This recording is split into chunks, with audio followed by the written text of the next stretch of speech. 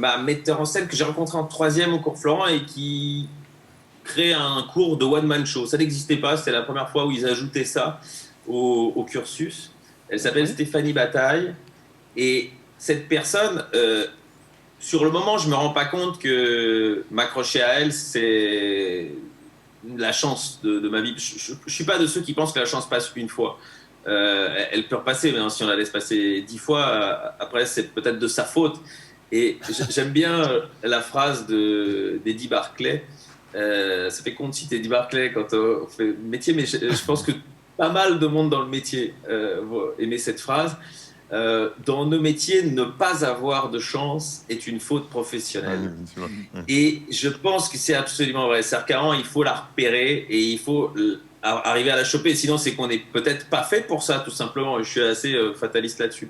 Et Stéphanie Bataille, je l'attrape assez vite. Elle fait de moi, sans doute, pour une fois, le meilleur de la classe parce que c'était la classe des comiques. Et dès que je veux monter le spectacle, je la rappelle et je lui dis écoute, j'ai 2 sketchs, est-ce que tu peux me mettre en scène? Elle me dit 2 sketchs, c'est pas un spectacle. Je dis bah non. Elle me dit bah tu vas écrire tout un spectacle et puis tu vas revenir. Je dis ok, hop, j'ai fait ça, j'ai écrit tout un spectacle, je suis revenu. Elle m'a aidé à le monter et j'ai ma première interview en Belgique. Et la question du journaliste, franchement, c'était le journal L'Éventail, je sais pas si ça vous dit quelque chose. Ah oui. Voilà. Et donc le gars me pose cette question, il me dit c'est quoi votre rêve? Et je lui réponds, bah, je sais pas, j'avais pas prévu qu'on me pose cette question-là, mais je dis, bah écoutez, comme peut-être tous les artistes de musical, j'aimerais un jour faire l'Olympia. Et donc c'est écrit dans cet article, et très fier, je reviens chez Stéphanie, je dis, regarde, on a notre premier article, machin. Elle me dit, mais pourquoi t'as répondu faire l'Olympia? Je dis, bah parce que c'est mon rêve. Et puis elle me dit, mais une fois que tu y seras arrivé, ce sera quoi après? Je dis, bah j'en sais rien. Et elle me dit, mais en fait, ton rêve, c'est pas plutôt de durer dans ce métier, que toute ta vie, tu puisses faire ce métier où t'es heureux.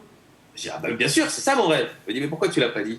Et j'avais pas réussi à le formuler. Et donc, une fois ça, que je fasse l'Olympia ou pas, c'était plus tant ça. C'était se battre tous les matins pour pouvoir continuer à vivre cette chose où j'avais fait tellement pour pouvoir y arriver, mettre un pied dans la porte. Et après, bon, bah, j'ai fait l'Olympia. Je lui ai rappelé que j'avais dit ça et que je le regrette. Ah, bravo.